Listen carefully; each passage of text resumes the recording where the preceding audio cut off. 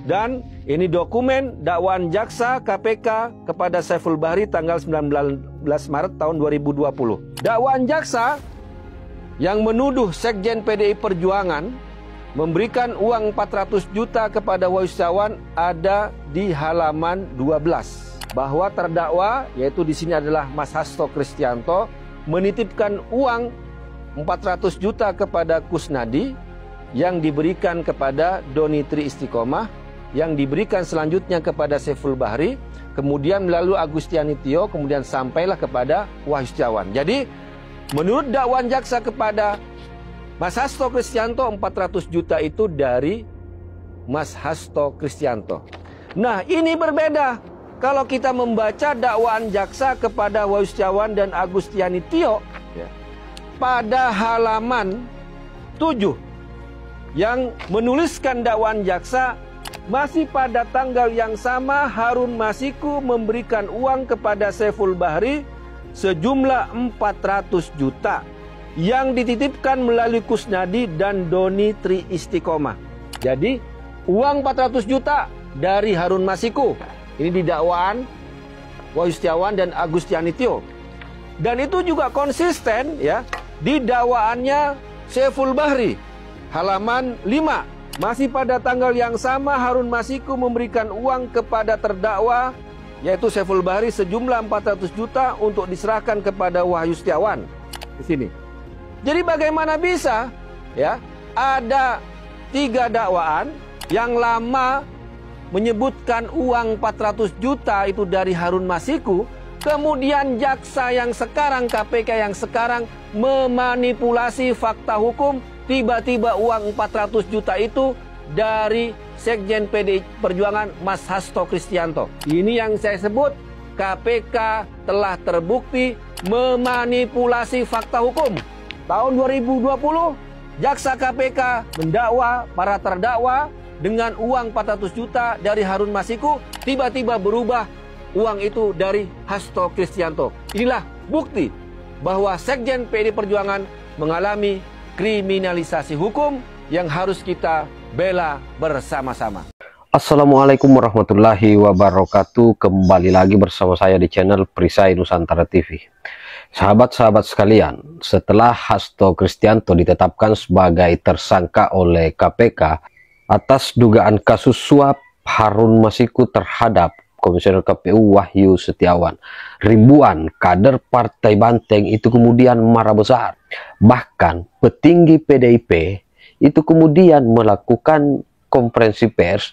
Ada 9 tuntutan yang kemudian dilayangkan oleh kader-kader Partai Banteng dan mengatakan bahwa penetapan status tersangka Hasto Kristianto oleh KPK itu adalah kriminalisasi, itu adalah politisasi hukum.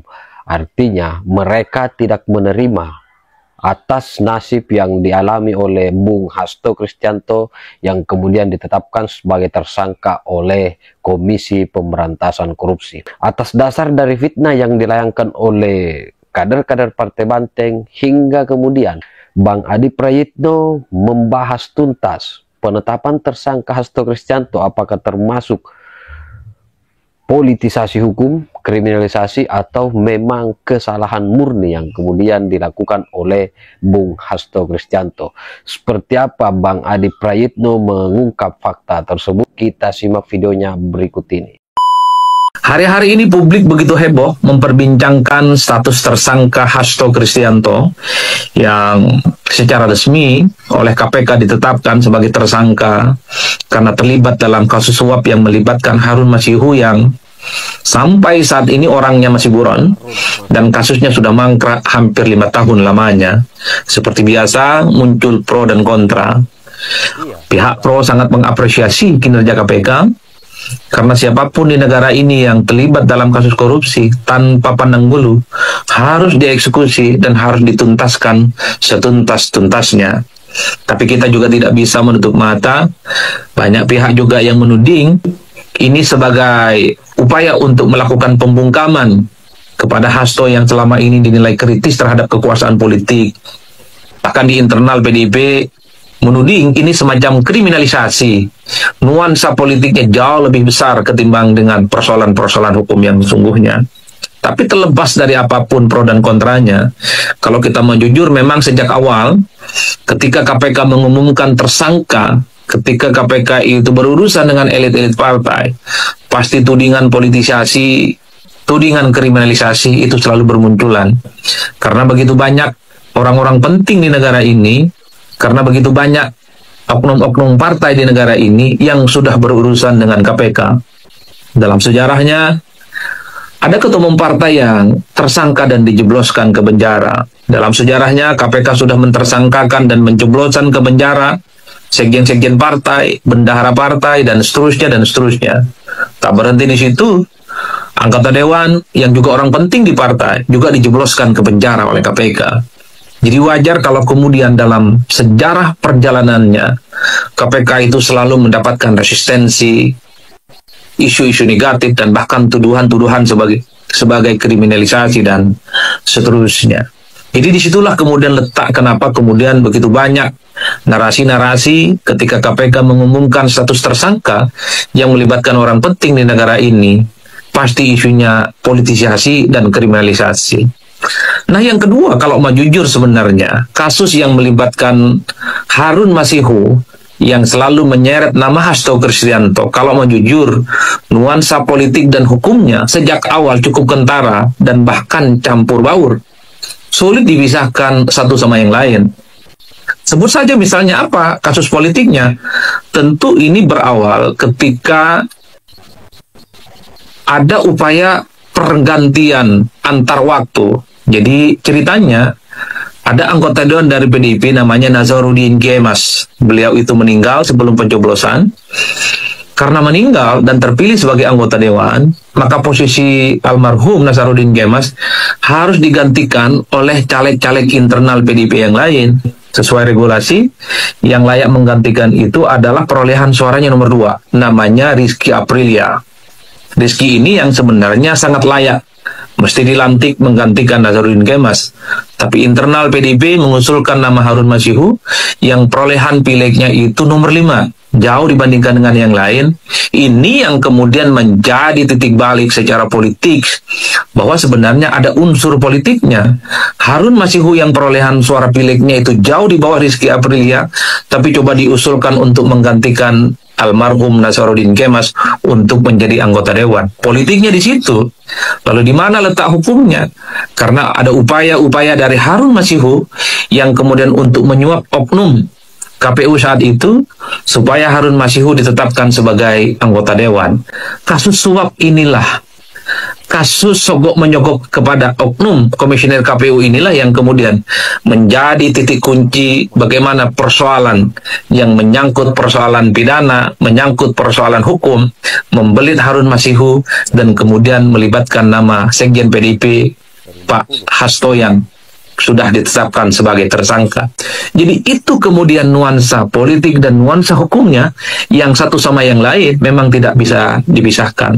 Betul. Tapi kalau kita mendengarkan argumen satu persatu setelah KPK menetapkan Hasto sebagai tersangka, coba kita cek kira-kira apa tuduhan-tuduhan dan argumen-argumen politisasinya jauh lebih kuat dibandingkan dengan unsur hukumnya. Pertama begini, argumen politisnya. Kenapa kasus Hasto yang ditetapkan sebagai tersangka ini muatan politisnya dinilai kuat dibandingkan dengan kasus hukumnya? Tentu ini tidak terlepas dari sikap Hasto yang selama ini cukup agresif menyerang kekuasaan politik pemerintah. Dengan mentersangkakan Hasto, ini tentu tak ada lagi orang galak dan agresif di negara ini. Ini semacam bentuk pembungkaman terhadap Hasto. Itu kan argumen pertama yang kemudian kita bisa baca dari pembelaan yang dilakukan oleh elit-elit PDIP. Lalu argumen yang kedua misalnya, ini kasus lama, sudah mangkrak dan sudah kadaluarsa. Kenapa baru sekarang Hasto ditetapkan sebagai tersangka? Kenapa misalnya Hasto itu tidak ditetapkan sebagai tersangka sejak tahun 2020 yang lalu? Kenapa baru sekarang?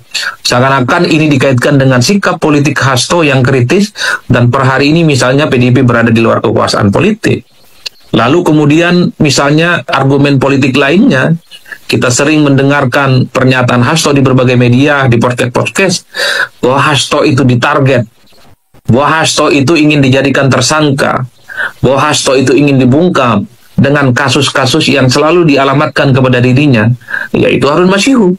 Itu kan pengakuan yang sering diamplifikasi oleh Hasto jauh-jauh hari. Dan bahkan, ini alasan yang selanjutnya, ketika ada momen-momen politik tertentu, Hasto misalnya keras mengkritik soal kecurangan pemilu, mengkritik keterlibatan aparatus-aparatus kekuasaan, pasti persoalan Harun Masihu itu selalu muncul dan Hasto selalu dimention. Ini adalah argumen-argumen yang selalu dijadikan sebagai dasar bahwa nuansa politik terkait dengan penetapan Hasto sebagai tersangka itu jauh lebih kuat dibandingkan dengan unsur-unsur hukum yang kemudian harus ditegakkan di atas segala-galanya.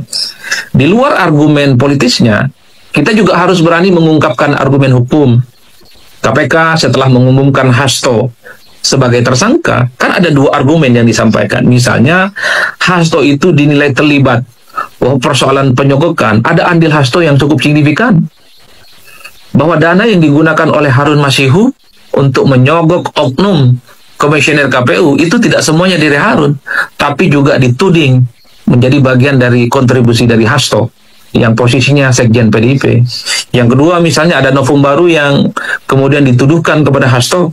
Hasto dinilai menghalang-halangi penyidikan terkait dengan Harun Masihu karena Hasto dinilai memerintahkan kepada Harun untuk kabur, meloloskan diri ketika ada upaya untuk penuntasan ini dilakukan oleh KPK.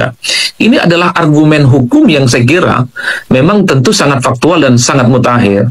Tapi satu hal, bahwa ini yang sedang menjadi pertaruhan oleh KPK, saya termasuk yang cukup meyakini bahwa tidak mungkin bahwa KPK itu tidak akan melakukan pengumuman secara terbuka status tersangka seseorang tanpa adanya alat bukti yang bisa dipertanggungjawabkan. Pastinya KPK itu sudah memenuhi unsur-unsur bahwa Hasto itu terindikasi misalnya juga terlibat dalam persoalan-persoalan ini. Ini yang saya kira sampai hari ini menjadi satu pertentangan politik dan hukum yang tidak berkesudahan. Ada unsur politiknya yang dikait-kaitkan dengan persoalan-persoalan hukum. Tapi sayangnya, dalam konteks hukum, argumen politik itu tidak dibutuhkan.